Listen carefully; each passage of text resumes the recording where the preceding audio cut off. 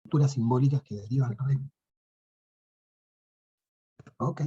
que derivan en un conjunto de reglas, y estas reglas se terminan programando en un lenguaje simbólico, que es el sistema experto. Ahora lo vamos a ver en un momento. Y por otro lado tenemos el enfoque bottom-up, que digamos es, ¿por qué uno es desde arriba hacia abajo y el otro de abajo hacia arriba? Bottom-up está orientado al conexionismo, es decir, vamos a modelar neuronas, y cómo esas neuronas se interrelacionan entre sí para construir redes neuronales que puedan aprender y dominar y resolver problemas. En el otro caso ya pasamos directamente de un conjunto de estructuras simbólicas del tipo, si tal variable y tal otra variable, entonces el resultado es este. Si A existe y B no está vacío, entonces C podría existir. Es decir, ya salimos en el top-down, ya definimos un conjunto de reglas lógicas que orientan el pensamiento y la resolución del problema.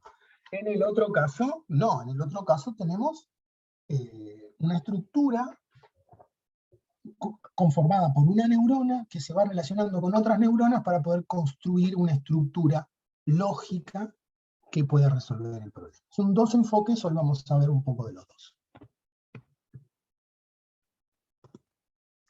Vamos con el conexionismo, que es la más conocida y una de las más difundidas que existen hoy. Se trata de modelar una red neuronal, y para eso lo que tenemos que hacer es entender cómo funciona una neurona primero. La neurona tiene una estructura como se ve aquí, donde tenemos el soma, el axón, las dendritas, ¿sí? Entonces, lo que sucede es que a través de las dendritas van llegando señales electroquímicas al cerebro que inundan el soma. El soma, cuando se ve sobrepasado de un cierto umbral de valor, estos umbrales son normalmente cantidades nominales de distintos químicos, como potasio, como calcio, azufre, etc. Esto se desborda entonces una señal, es como que conecta la entrada con la salida. Entonces la señal que está entrando por la dendrita es transmitida por el axón a alguna de las salidas que tiene este axón, que estas salidas van a ir a insertarse en la dendrita de otra neurona. De esa manera armamos una red. Esto, cuando se conoce la estructura, entonces se puede pasar a hacer un modelo matemático de cómo funciona una neurona. Básicamente tenemos un conjunto de entradas, x1, x2, xn. Cada una de esas entradas llega al soma, que es la sumatoria, y en función de la salida, el punto A es, si se supera el umbral, se genera una función de transferencia en salida, y esto se comunica hacia afuera de la neurona. Los W1 al WN son distintos pesos, por si yo le quiero dar alguna importancia mayor a una entrada por sobre la otra. Esto también ocurre en el soma, porque las dendritas pueden ser más gruesas o más delgadas, en el sentido de que transmiten más químicos o menos químicos. Eso le da el peso a la entrada. Los sistemas que se terminan armando son sistemas no lineales y paralelos. ¿Por qué? Porque vamos a tener un conjunto de neuronas que van a estar operando entre sí, y como se ve en la estructura, queda una estructura de red y bastante compleja. Entonces, acá teníamos una representación un poco más profunda de la neurona, donde tenemos acá la manifestación matemática, como les decía. La entrada es multiplicada por un peso, tenemos una sumatoria que, si supera o no supera cierto valor, esto es comunicado hacia la parte extranjera de la red. Es importante entender que lo que está ocurriendo acá en el cuerpo de la célula, en el nodo, es un cálculo simple, normalmente sumatorias y productorias. No suele haber ninguna función muy compleja acá adentro. Esto se van armando entonces redes donde, a partir de un conjunto determinado de entradas y sus pesos, yo puedo ir calculando entonces, al superar este umbral, disparar la respuesta de salida. ¿Sí? Esto deriva entonces en lo que se conoce normalmente como una red neuronal multicapa, donde puedo tener toda esta red en una capa, y luego otra red como esta en otra capa, y otra red en otra capa, y además interconectar las capas entre ellas de acuerdo con cierta lógica. En este caso, ya cuando tenemos estas tremendas redes conectadas, ya tenemos dos tipos de posibilidades de red neuronal. Una es sin retroalimentación, es decir, que sería como este gráfico de arriba, las señales entran y luego salen, y luego tenemos con retroalimentación. Fíjense en el dibujo de abajo, cómo tenemos este link que da vuelta de la función y vuelve a entrar. Y además puedo retroalimentar a mi propia neurona o a otras neuronas más de la red. Esto es muy importante, porque cuando tenemos una red retroalimentada, se nos abren dos caminos. El primero es el de tener memoria, y el segundo es el de poder empezar a aprender de lo que ha pasado anteriormente. Es una de las técnicas más complejas y más interesantes y más adaptada, más adaptable que existe. Pero también tiene su complejidad el diseño de la red. Para que nuestras redes puedan aprender, es decir, en los sistemas del tipo con retroalimentación, para que puedan aprender, hay distintos métodos, tenemos el supervisado y el no supervisado, pero básicamente el aprendizaje es poder ir calibrando los pesos y las vías, y que el resultado de la salida esté acercándose a una salida deseada. Esto se logra de manera... Hay una que es muy intuitiva, que es la supervisada, donde nosotros le entregamos a la neurona un conjunto de datos de entrada y un conjunto de datos de salida. Y lo que tiene que hacer la red neuronal es adaptar el cálculo para ajustarse a que cuando entra este tipo de datos, salga ese tipo de datos. Es decir, la red tiene un conjunto de entrada-salida sobre la cual emular. ¿Okay? Después tenemos el no supervisado, donde se le llama supervisado porque tiene una salida deseada. El no supervisado no tiene un objetivo a alcanzar, por lo tanto lo que suele hacer es, el entrenamiento no supervisado es lograr la agrupación o clasificación por clases, porque por ciertas características entonces se te determina si perteneces a una clase o a otra clase. Son dos modelos muy interesantes. ¿Sí? Bueno, yo no sé si alguien tiene alguna pregunta con relación a las redes neuronales. Bueno, muy bien. Vamos a pasar entonces ahora a los sistemas basados en el conocimiento, son los famosos SBC. Los sistemas expertos son ellos, ¿se acuerdan? Estábamos viendo que teníamos dos approach, con el top-down y bottom-up. Acabamos de ver el bottom-up, un ejemplo. Vamos con el top-down, que sería el de los sistemas expertos. Los sistemas expertos basados en el conocimiento son programas que se comportan como lo haría un experto en un dominio de aplicación. Eso quiere decir que el programa debe ser un experto en un dominio de aplicación. Normalmente lo va a hacer buscando patrones y utilizando reglas de inducción para descubrir cuál es la solución que mejor se adapta a las necesidades. En muchas ramas de la informática, como la medicina, la industria, la gestión de finanzas, la organización empresarial, se dan la necesidad de sistemas expertos. He trabajado en la construcción de dos sistemas expertos y están muy piola. En uno simplemente como becario y en el otro como escritor, digamos, como programador. En uno se hizo un sistema de control para YPF, de control de los gases en los acueductos, en los gaseoductos, de tal manera de poder incorporar un conjunto de mediciones de nivel de distintas partes del gasoducto. El sistema experto lo que hacía era dar una orden puntual de si había que abrir esclusas o cerrar esclusas, es decir, abrir para liberar el gas o cerrar en distintos puntos de la red.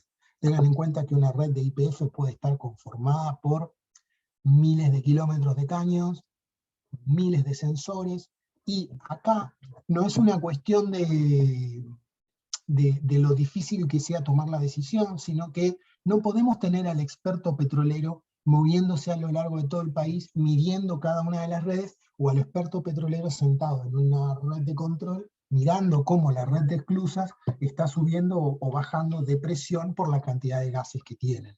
Entonces, lo que sucede ahí es que se hizo un relevamiento con el experto, se sacaron, se obtuvieron las reglas básicas de cómo había que entender el crecimiento de la presión, se hicieron modelos matemáticos y luego se produjo el resultado. Estos sistemas intentan imitar, como les decía, a este petrolero en su ambiente, para no tener que llevarlo a todos los demás lugares. Fíjense que acá nos estamos basando en lo que se llama heurística. La heurística es el conocimiento que se deriva de la práctica de estos grandes expertos. Y normalmente tener una solución heurística es una solución que, si bien no es la óptima, debe ser una solución aceptable. ¿Por qué? Porque el número de posibilidades a analizar es infinitamente grande y la función algorítmica de evaluación de cada posibilidad es demasiado compleja o desconocida. Ahora, el conocimiento heurístico en los sistemas expertos no se refiere solamente a guiar la búsqueda. Es el conocimiento específico aplicable a cada situación del problema. ¿Por qué? Porque formulamos un conjunto de reglas que se van adaptando y van pudiendo resolver problemas en la medida que van ocurriendo.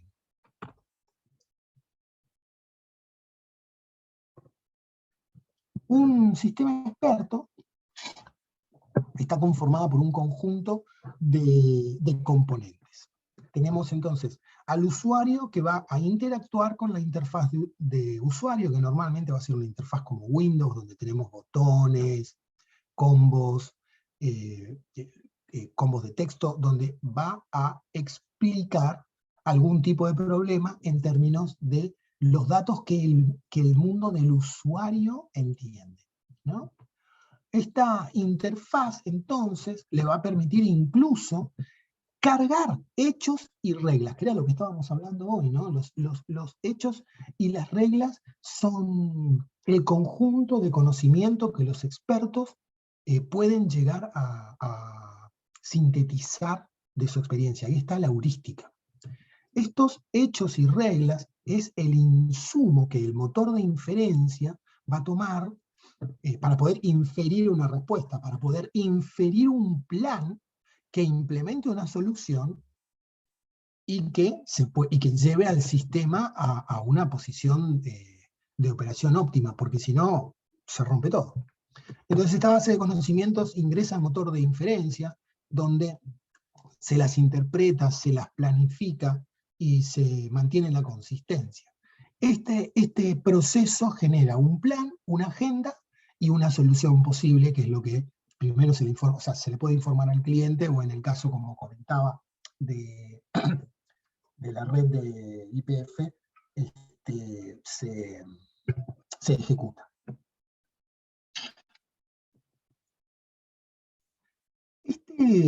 Este conjunto de hechos normalmente van a ser expresados en términos lógicos. Si ocurre tal situación, entonces la conclusión es esta. Como se tiene un conjunto de sí entonces, se pueden aplicar esos sí entonces. Imagínense ahora que estamos construyendo un SBC para un juego de ajedrez. En este juego de ajedrez, ¿cuáles van a ser las reglas? El movimiento de las piezas. El movimiento que conocemos de las piezas. El alfil se mueve en diagonal, no puede saltar, el caballo puede saltar, el peón se mueve en una posición, el rey esto, la torre es. Modelar el movimiento, como es un tablero, lo podemos modelar en términos matemáticos, no son las reglas. Y los hechos serían las posiciones puntuales de cada una de las fichas. Cuando planificamos, lo que estamos haciendo entonces es agarrar un mundo posible, un mundo real, que es el hecho, y empezar a aplicar todas las reglas posibles, todas las reglas posibles a ese mundo posible. Eso, a ese mundo concreto. Eso deriva a distintos tableros posibles. Esos tableros posibles son mundos posibles. Entonces, ahí es donde tenemos el planificador, porque ¿qué pasa? Yo ejecuto un conjunto de reglas y obtengo un mundo posible, pero luego voy a volver a ejecutar otro conjunto de reglas, porque yo tengo que planificar en el futuro para encontrar una solución. ¿Cuál es la solución? Ganar el partido de ajedrez. Entonces el motor va a encontrar 57 movimientos o 60 movimientos a partir de 60 aplicaciones de reglas para poder llegar a un jaque mate. Eso es el planificador, y el mantenimiento de consistencia sería que cuando yo aplique una regla el caballo me quede dentro del mundo, no me quede afuera del tablero, ¿no? Bueno, esos serían todos los componentes que tenemos en un sistema de representación del conocimiento. El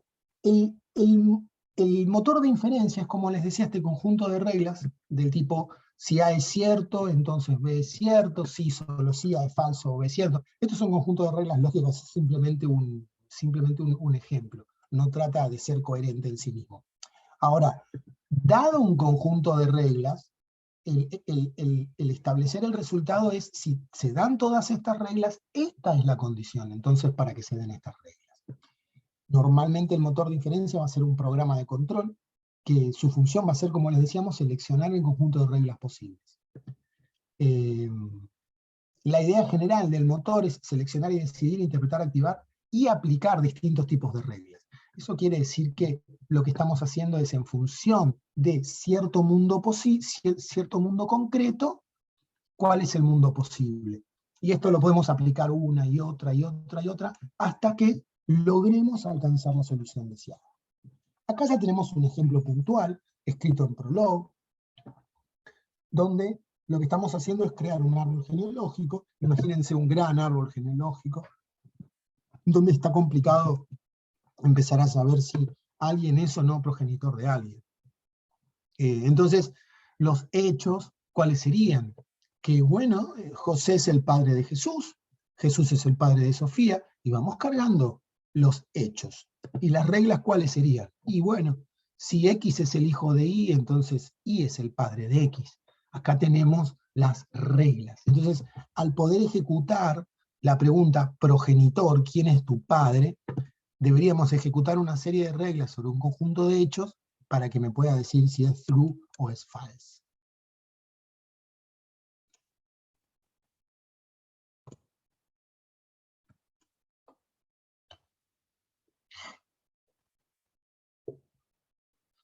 Otros tipos de sistemas basados en conocimientos lo representan los algoritmos genéticos. Los algoritmos genéticos han generado mucho revuelo en su aplicación, porque prometía mucho, pero lo cierto es que se necesita una capacidad de cómputo muy grande y que sus campos de aplicaciones están bastante restringidos.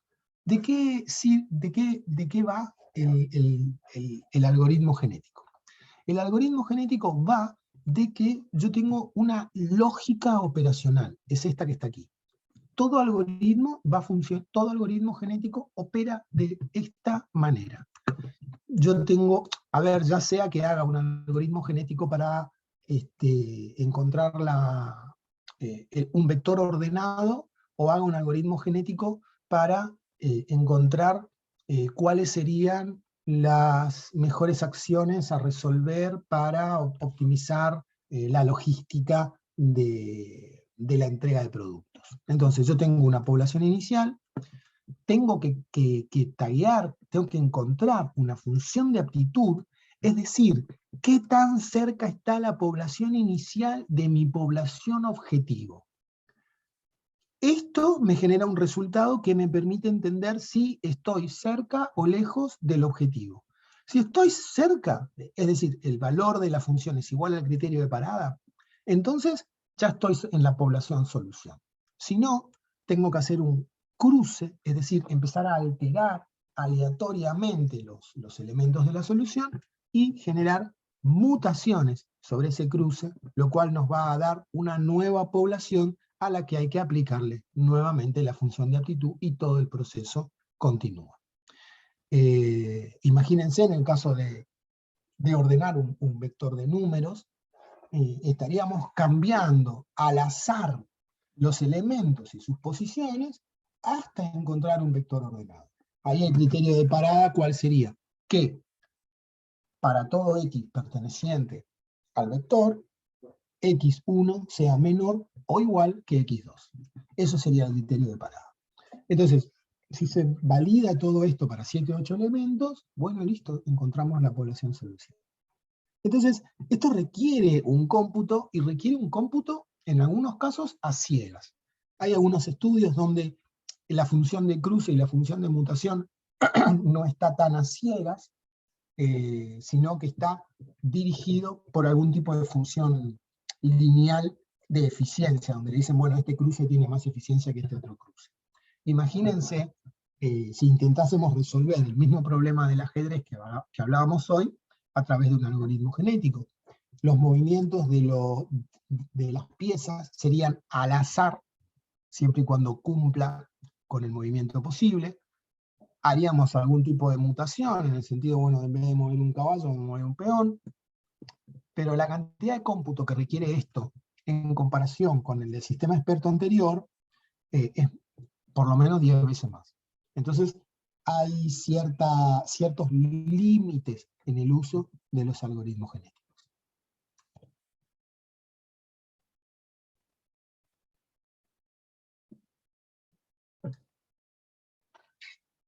El término agente lo hizo muy público y muy comercial la película Matrix, donde teníamos al agente Smith, que andaba dando vueltas por todos lados. Vamos a definir qué es un agente. Un agente para la inteligencia artificial es una pieza de software y hardware que tiene sensores y efectores. Sensores que le permiten sensar, percibir los datos del medio ambiente. Y actores, efectores, que les permiten generar acciones sobre el medio ambiente que lo altera al ambiente. Es una entidad que, como bien dice su nombre, puede percibir el entorno y puede actuar sobre él. Normalmente los agentes están trabajando en segundo plano en las computadoras o en los chips y están escuchando y viendo a ver cómo pueden encontrarle la vuelta a un objetivo que uno le programa al agente.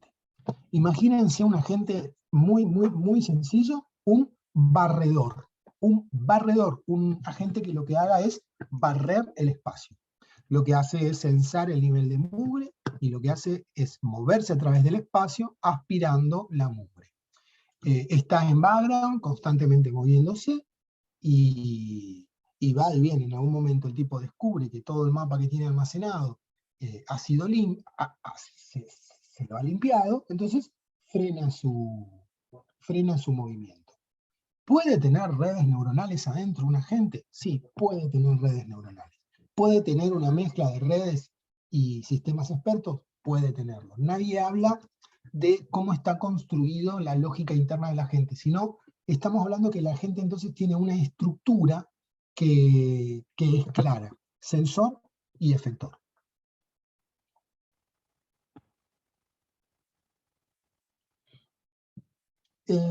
Tenemos entonces otra capa, otra herramienta de la inteligencia artificial, que es la lógica difusa. La lógica difusa intenta representar la ambigüedad o la imprecisión que existen en el lenguaje natural. Tiene diferencias con relación a la lógica formal, en el sentido de que trata de generar reglas difusas y que no tienen una definición muy clara de entrada. Y ahora lo vamos a ver. La lógica difusa trata de dar respuesta o dar un soporte para poder manejar dentro de los agentes o dentro de las redes neuronales, o dentro de los sistemas expertos, una representación del conocimiento que no tiene una definición clara. Si entra una persona alta, entonces prende la luz. Y la pregunta es, ¿qué es una persona alta? ¿A partir de qué momento empieza a ser alta? Si entra una persona de edad, acercarle una silla. Imagínate al robot, ¿no? ¿Qué es una persona de edad? Si a determinadas personas, ponele 60 años, lo tratás como un viejo, se va a sentir mal. Si a una persona de 80 años lo tratás como un joven, se va a sentir mal. Entonces, ¿dónde empiezan estas definiciones? ¿A partir de qué momento es alta? ¿A partir de qué edad es joven? Entonces, la lógica difusa, en contraposición de la lógica formal tiene dos estados posibles, verdad o falsedad. Entonces, la lógica difusa intenta ser más smoothie, más suave la transición. Ya no hay tanta dicotomía, no hay negros y blancos, sino que hay grises.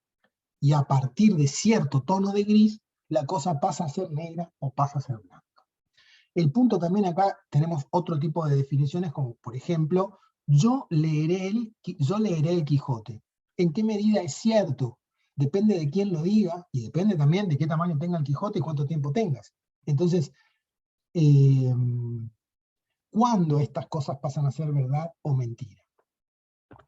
O falso. Y acá tenemos básicamente la representación matemática del problema. Fíjense que la lógica booleana es falso y un corte abrupto a la verdad.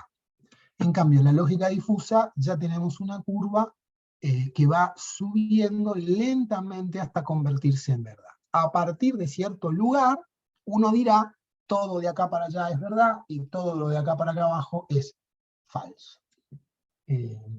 ¿Por qué? Porque nuestro lenguaje natural está lleno de imprecisiones, del tipo de, si vamos a hablar de que cuando el balde esté lleno, ¿cuánto es lleno? ¿Cuánto es medio lleno, o completamente lleno, o casi lleno? Entonces, básicamente, los sí y no, verdaderos y falsos en matemáticas son muy fáciles. 0 y 1. El punto está cuando ya necesitamos estas subidas donde ya no es 0 y 1, sino que ya es 0,5, 0,6. Son valores más suaves, ¿no?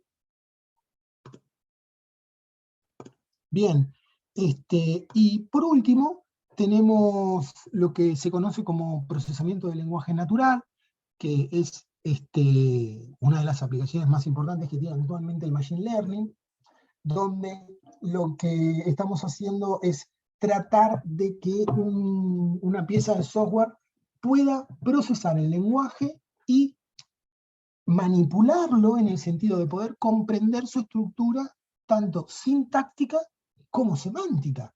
Porque sintácticamente no tenemos problemas. Sintácticamente se reduce todo a un problema lógico que hace años la computación ya lo resolvió. El problema lógico es la compilación, es decir, si un texto está bien escrito o es interpretable.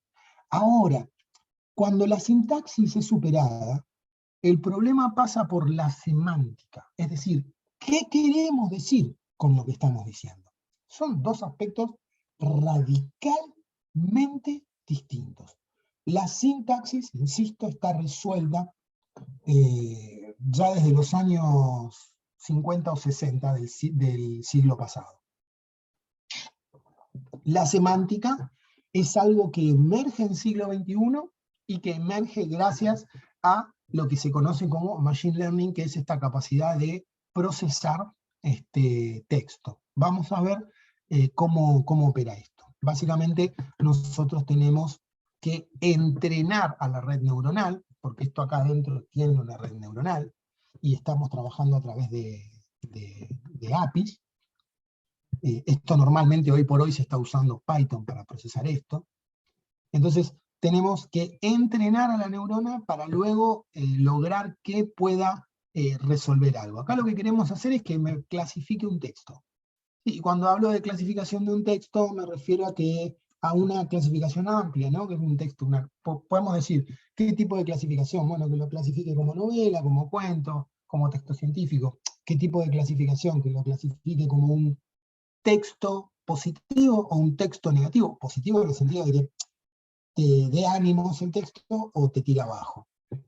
¿Clasificación en qué sentido? Leer todos los tweets que un usuario, que en la red se escriben y que me digan si la opinión de cierta persona que tiene a través de los tweets es positiva o negativa. Entonces, procesamiento, clasificación. Para eso necesitamos entregar un texto donde, a eso se llama verbatim, donde ya está todo clasificado. Es decir, si dice tontería, bueno, es un aspecto negativo. Si dice otro texto, si dice qué hermoso, bueno, es un texto positivo.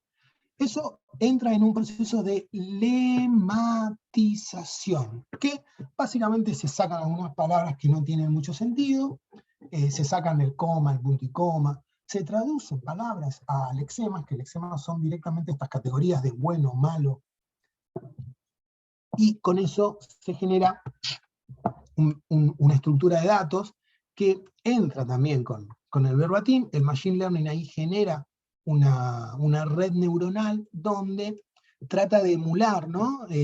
Como les decía hoy, este machine learning es supervisado, tiene entrada y salida, donde le decimos, este texto es bueno, este texto es malo. Ahí el tipo aprende. Y genera un modelo de clasificación, que es un programa capaz de clasificar cualquier texto de acuerdo a las categorías de la lematización que escribimos, de las lematizaciones del label que hayamos definido. Una vez que tenemos esto aprendido, que tenemos esto codeado, entonces podemos agarrar un texto nuevo, pasarlo por la lematización y el modelo lo clasifica. Este modelo de clasificación que hemos obtenido acá lo clasifica y nos da el texto clasificado. Hice una pequeña, mi único acercamiento a PLN que tuve fue en un proyecto en Belgrano, en el laboratorio, donde estábamos tratando de ver si podíamos generar un procesamiento de lenguaje natural para sistematizar la captura de requerimientos. Por lo tanto, lo primero que se hizo fue generar un modelo de clasificación donde queríamos ver si podíamos clasificar en núcleo de la oración, sujeto, predicado, verbo. Y bueno, se instancian una serie de APIs, que las APIs que usé fueron desarrolladas por el MIT. Estas APIs están escritas en Python, que uno les entrega el texto y te lo clasifica, ya te dice si tiene verbos, si no tiene verbos, si es una oración de esta manera, una oración de esta otra manera. Luego se le agregan identificadores, ¿no? Como por ejemplo, si queremos obtener el requerimiento en una oración, deberíamos encontrar un verbo y un adjetivo. Esto se va labelizando, se va tagueando, se va categorizando. El machine learning lo aprende y luego le damos discursos de usuarios y lo que nos está entregando es un texto donde dice, bueno, el usuario parece requerir esto, esto, esto y esto. Es una práctica muy interesante. Y bueno, si quieren profundizar, les aconsejo el libro de Russell y Norvig, Inteligencia Artificial, que es del año 2003, y su última versión, el 2004, que la verdad que desde ese momento hasta ahora no hemos tenido avances, pero se está profundizando en lo que ya hemos charlado. En internet tienen estos dos links que la verdad están muy, pero muy interesantes. Bueno, no sé si tienen preguntas, si abrimos un espacio de consulta.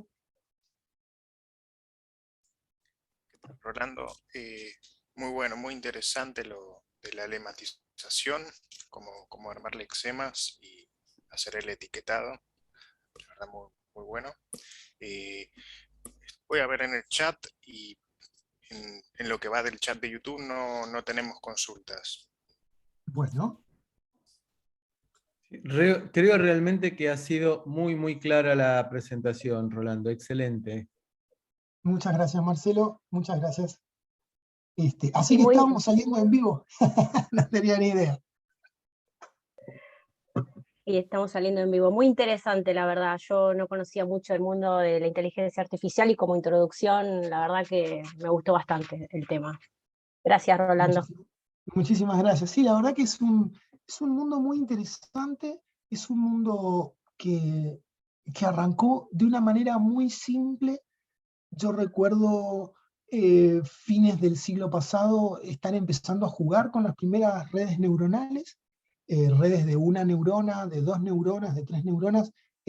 No sé, los que conocen un poco, yo no sé muy bien cuál es el target de nuestros participantes, porque, a ver, el protocolo TCP/IP que está en el corazón de Internet, el propio protocolo TCP, tiene una pequeña, una neurona, y de hecho hay RFCs que han mejorado, que ya le han puesto 2 neuronas o 3 neuronas al protocolo TCP para poder adaptar la ventana de transmisión a las características del medio. Es un sistema de retroalimentación simple, donde la función de pesos es muy simple, donde básicamente, a ver si puedo abrir un bloc de notas, sí, donde la función de adecuación es el nuevo tamaño de la ventana de transmisión va a ser igual al tamaño de la ventana anterior más el tamaño de la ventana que teóricamente es nuevo. Y esto lo multiplicamos por un coeficiente, que el coeficiente x, cuando es igual a 0, lo que estamos diciendo es, perdón, acá es coeficiente menos 1. Cuando es igual a 0, estamos anulando la última medición y nos estamos quedando con la medición nueva. Cuando el coeficiente tiende a, o sea, digamos, esto es darle artículo a lo nuevo. Y cuando el coeficiente tiende a 1, dale artículo a lo viejo. De esta manera, TCP se va adaptando. Si tenemos una red que es muy cambiante, vamos a poner un X cercano a 0. Si tenemos una red que es muy estable, vamos a poner un valor cercano igual a 1. Acá tenemos una retroalimentación de primer orden, es una red, no es una red neuronal, es una neurona. Ahora, cuando yo adhiero a esto y digo, pará, yo puedo hacer el nuevo X, decir, el nuevo X anterior o el nuevo X. Y ahora X es Z. Y Z es un coeficiente de cambio. Acá ya tengo una red neuronal, porque ya tengo dos neuronas que están operando entre sí. El valor de X depende de NX. Un proyecto, algunos proyectos interesantes que hubieron en el ámbito de la inteligencia artificial en telecomunicaciones es ver si se podía montar una red neuronal un poco más compleja en el corazón de TCP. Se hicieron muchas simulaciones y la verdad que a mí me sorprendió el resultado de las simulaciones, pero agrandar la complejidad de TCP en términos de inteligencia no mejora el rendimiento de la red. Que sería lo opuesto que el razonamiento natural iría, ¿no? No, bueno, cuanto más inteligente sos, mejor vas a administrar el tráfico. Imagínate en un administrador de tráfico en la calle. Pero no, por la velocidad de cómputo que tenemos, aumentar el cómputo no nos deriva en una optimización de los anchos de banda. Entonces, hay lugares donde la inteligencia artificial puede ir entrando y puede ir ocupando espacios muy importantes. Pero hay otros lugares que tienen que ver con el bajo nivel de los sistemas, o sea, digamos, con todo el código que está dentro de los sistemas operativos, donde parece ser que los sistemas expertos, las redes, la inteligencia artificial, no sería un lugar adecuado para poner. Es obvio que el IoT y la inteligencia artificial van casi de la mano, hoy por hoy. Con lo cual se está haciendo un esfuerzo muy importante por simplificar los códigos y hacerlos mucho más livianos, más thin. Pero bueno. Bueno, los escucho, no sé si hay alguna pregunta, quieren comentar algo, quieren que Sí, charle sobre algo más. sí, Rolando, tenemos una pregunta de la gente que nos sintoniza en YouTube, de Leonardo Rueda, que nos consulta cuánto se usa hoy en día la lógica difusa y para qué tipo de problemas, y si puedes contar alguna experiencia propia o ajena que hayas tenido que quieras compartir adicionalmente. Sí, buenísimo. Lógica difusa. Mira, conozco 2 aplicaciones actuales de la lógica difusa que las vivís todos los días y no tenemos idea. Y vamos con la primera. El control inteligente de carga de los lavarropas, de los modernos lavarropas, los que han salido en siglo XXI. El mío tiene una placa. Ahí adentro, en ese microcontrolador embebido, tenemos la lógica difusa. Porque acá la pregunta es la siguiente, Leonardo. ¿Cuándo está lleno el tambor? ¿Viste el tambor de agua? ¿En qué momento pasa a estar lleno y en qué momento pasa a estar vacío? Uno dirá, no, bueno, si no tiene agua está vacío. No, pará. No tiene agua, pero tiene ropa. Si le ponemos un sensor de peso, ¿cómo es el asunto? ¿Cuánto pesa? ¿Cuánto peso es lleno y cuánto peso es vacío? Ahí tenemos lógica difusa, y la lógica difusa, a diferencia de la lógica formal se usan los modelos matemáticos ya existentes, ¿no? 0 y 1, acá lo que necesitamos es una función matemática donde, a ver si lo puedo, sí, yo creo que se va a entender, la función logic, que va a tener una variable de entrada x, esto lo que hacemos es que si el valor de L de x es mayor que, ponele, 0,6, bueno, entonces esto es verdadero. Si no, falso. ¿Sí? Entonces ahí tenemos en el tambor del lavarropas. Otra implementación lo tenés de la misma manera, siguiendo la misma lógica, pero un poco más simple, el tanque de nafta del auto. ¿Cuándo empieza a estar vacío y te marca la luz? ¿En qué momento? ¿A partir de qué peso? Entonces, digamos, ahí tenés dos aplicaciones modernas. Yo personalmente, en desarrollos personales o en laboratorio, no, nunca usé lógica difusa hasta ahora. No, en procesamiento del lenguaje natural no me hizo falta, y yo construí un barredor, toda la inteligencia artificial del barredor, y en el barredor tampoco hizo necesidad, porque por el approach del diseño. El barredor divide el espacio en una especie de damero, donde cada cuadrícula del damero es su propio tamaño del barredor, y lo que hace es censar si ese lugar está vacío o limpio.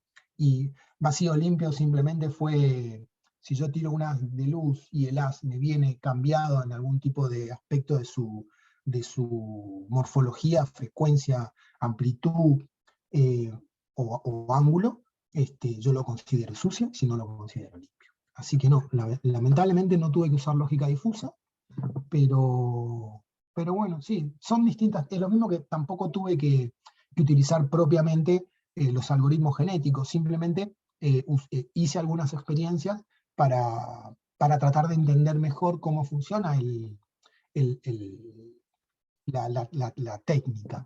El algoritmo genético de resolución de un vector, de un ordenamiento de un vector, la verdad que tiene una eficiencia muy mala, y la eficiencia nosotros en informática la medimos con, yo no sé, Leonardo, si usted conoce algo de informática, pero cuando programamos, hacemos bloques operativos donde estamos codeando, y hacemos ciclos, ¿no? Mientras no se cumpla tal acción, o no ocurra tal cosa, ejecutar un bloque funcional. Bueno, en ese mientras, va a dar giros, va a hacer ciclos. Entonces, una forma muy simple que tenemos en informática de medir la eficiencia de un código fuente es a través de los ciclos. ¿Cuántos ciclos da? Fíjense que en un algoritmo matemático simple de ordenación, los más simples, teniendo n elementos a ordenar, voy a estar dando n al cuadrado ciclos. En un algoritmo genético puedo llegar a tener n elevado a la n-1. En términos generales sería n. ¿Dónde está el elevado? Uy, mi tecladito. Es que cambié teclado a Yankee y ahora se me complican los... Acá está. N elevado al cuadrado es cuando trabajamos con un algoritmo netamente matemático, y n elevado a la n-1 es la eficiencia del algoritmo genético. Cuando estamos hablando de que esto lo vamos a implementar en un sistema embebido, estos límites de tiempo se vuelven dramáticos, porque tengan en cuenta que tenemos poco espacio de procesamiento, poco área de memoria, y estar generando n elevado a la n-1 vueltas es algo que no es eficiente. Ese es el motivo por el cual los algoritmos genéticos no estarían funcionando. De esto se deriva que tenemos que pensar que la naturaleza no encontró un buen algoritmo para nuestra evolución. No sé, es un problema antropológico. La verdad, es un lindo planteo, pero es un problema antropológico. Además, la naturaleza normalmente funciona con la técnica de fuerza bruta. Fíjense que la mina despliega cuántos procesadores, cada ser vivo es un núcleo, un proceso en sí dentro de la naturaleza, despliega cuántos procesos, y esos procesos van generando mutaciones individuales. Entonces la capacidad de cómputo que tiene la naturaleza es infinita y gigantesca comparado a lo que nosotros, adentro de un reservorio pequeño, como es un sistema embebido, o incluso, chicos, en un servidor, en un data center, podemos ejecutar. Entonces, los algoritmos genéticos han perdido